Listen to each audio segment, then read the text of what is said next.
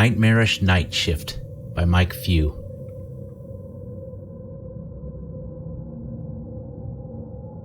My sleep was interrupted by the buzzing of my phone. It took my eyes a while to focus in the crappy light they had installed in this place. Plus the lime green walls didn't help that fact. Some people say that green paint on interior walls has a calming effect on everyone they're in. But honestly, I think it's a bunch of bullshit. The only feeling that stirs in me is one of wanting to throw up. I guess I shouldn't complain, as it's a job and it does help pay the bills, but only so much. As I got up to stretch my legs for a bit, my phone buzzed on the table next to a cup of black coffee. It was my girlfriend sending me her usual 20 questions text messages. God, I get so tired of that "what you doing, babe?" or "guess what I did today" messages. "Just about to go on my rounds, Jenny," I texted back. Instantly, the little dots indicated her replying back. "Oh, someone is in a bad mood tonight." "I'm not in a bad mood," I replied. "It's just been a busy couple of days, and these double shifts are kicking my ass." "Still, you shouldn't take it out on me, David," she replied.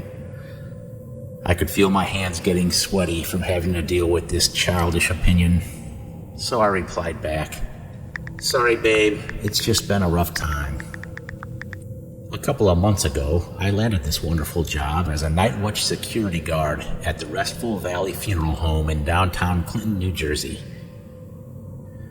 Like I said, the pay wasn't that bad, but it was kind of retarded how the other security guard, Dennis, always had an excuse not to come into work on short notice, basically forcing me to do double shifts. "I'll call you back in about 15 minutes, Jen," I replied. "It's okay, David. I'm going to go out and have a drink with Melissa at Kenny's." "Are you guys planning on drinking and driving, Jen?" I asked. "For fuck's sake, David. You can be so damn paranoid sometimes." "No, Melissa is bringing her friend with, and he doesn't drink, so relax your mind. We won't be long, babe."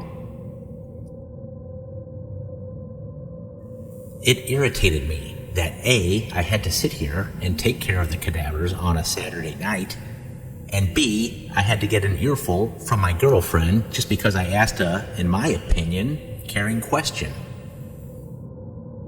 You see, Jenny and I have been living together for 3 years in my crummy Jersey apartment. And let's just say it's been an up and down relationship. The ups and downs in the bedroom were fine. Well, more than fine. But Jenny has this bad habit of fucking up when she gets to drinking. And unfortunately, we had this one close to breaking up moment not too long ago. One night, while I was watching some late night TV, her mobile phone buzzed on the coffee table, and I picked it up to see who it was. The caller ID registered as a private number. I answered the call with a firm "hello," but they just hung up. I didn't make too much of it, as it's usually some company wanting to sell something. It did strike me as odd because this was like 1 a.m. in the morning, but nevertheless, I left it at that. I woke the next morning with some giggling and faint talking in the kitchen. I walked down the short hallway, only to find Jenny taking a selfie of her breasts popping out of her robe. I rushed up beside her, grabbing the phone from her hand. "What the fuck, Jenny?" I looked at the screen and there were a couple of saucy text messages and pictures from Jenny to a person called Joey. "Give me my goddamn phone, David," she aggressively demanded. I threw the mobile device into the kitchen sink. Some leftover pasta on a dirty plate smudged the screen as it fell into the basin. "It's not what it looks like, David." "Okay, explain it to me then," I demanded, resting my back against the fridge. "To me, it looks like you and this Joey guy have been sexting up a fucking storm, visuals included." "It was a mistake, baby. I got tipsy one night and I met him on Facebook. I swear nothing physical ever happened between us. For God's sake, he doesn't even live close by. I think he's in like Canada or something. I swear this will never happen again," she cried. I remember feeling my fists ball up and my blood pressure pumping like a furnace as I stormed out the front door of my shitty little apartment. Call me an idiot or just a fool in love, but I forgave her for this stupid thing, placing the blame on the drink and these horny hound dogs on social media looking to mess up every relationship they can.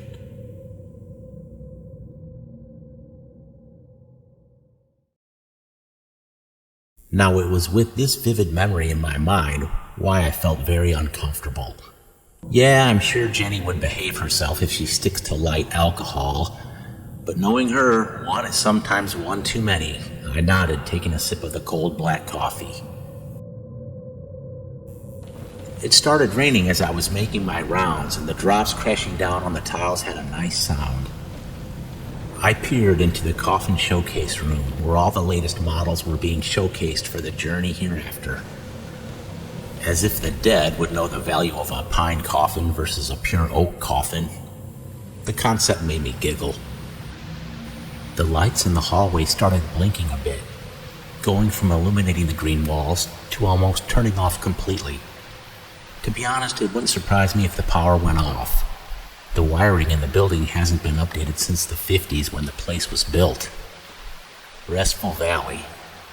I thought, more like Rustful Valley. As I walked past the autopsy room, I noticed that the door was slightly open. That's strange, I thought. There's no one here but me. And it being a Saturday night, the new staff will only come in late Sunday afternoon. Someone must have forgotten to lock it. As I reached for my keys to lock the heavy door, I noticed a small blood stain on the door handle. What the fuck is this? The lights flickered for a moment, and then it was dark. The only illumination coming from the lightning and my flashlight. The blood was cold, but still wet and fresh.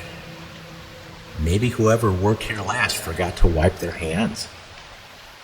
I wanted to lock the door, but I didn't have the right keys on me. Whatever the reason, it seemed like nothing too serious.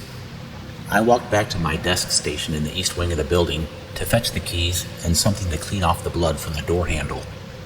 For a couple of seconds, the lights flickered to life as I approached my desk, and in a small flash, I saw a black figure next to the plastic chair. I stopped dead in my tracks. "Hello?" I said in a raspy voice. A loud bang made me jump as the light bulb above my head exploded, probably because of the electrical phases. "For fuck's sake, David, get a grip," I laughed at myself. Feeling silly, I opened the top drawer. Suddenly, I jumped backwards. There, in the drawer, on top of some parlor flyers, covered in what looks like blood, is my other set of keys. "This is just too weird," I said to myself as I reached for my flashlight. Another odd thing I noticed was a broken silver chain. In my mind, it kind of looked familiar. I decided then and there to give Jenny a call, just to make sure she is safe. The phone rang. Kept ringing. No answer.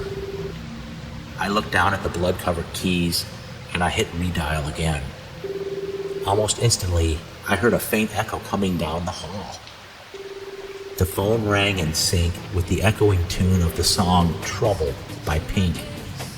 Wait, that's Jenny's ringtone. It can't be. I picked up the keys and quickly walked down the hallway toward the autopsy room.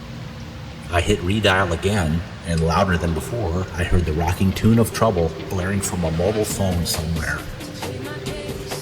There, on one of the embalming tables in the center of the dark room, I saw a body covered underneath a blue clinical sheet. The only difference here was the amount of blood on the linen. My heart pounded in my throat, and I felt like getting sick right there on the floor. I opened up the sheet and recoiled in horror. It's Jenny, but not my sweet Jenny with her stark blue eyes, full lips, and flowing brunette locks. No, this Jenny had been torn apart, her face slashed, and where her beautiful breasts once were, nothing but bloody holes. She was clutching her phone in her right hand. I threw up on the floor right then and there. What in God's name is going on?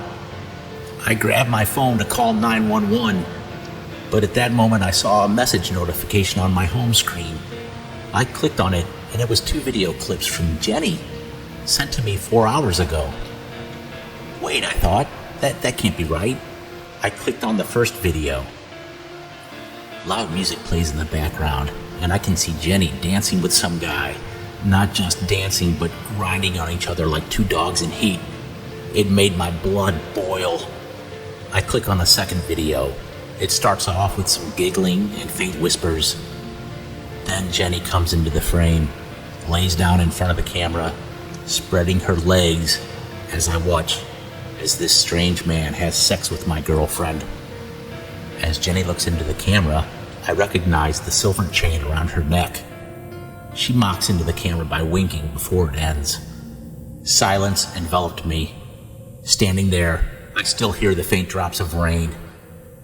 Lifting my hands, I notice that I'm holding a surgical saw. It was me who destroyed this beautiful human being. It was me who showed no remorse for her flesh. How and when did all this happen? My head was spinning in utter madness. And then my sleep was interrupted by the buzzing of my phone. The end.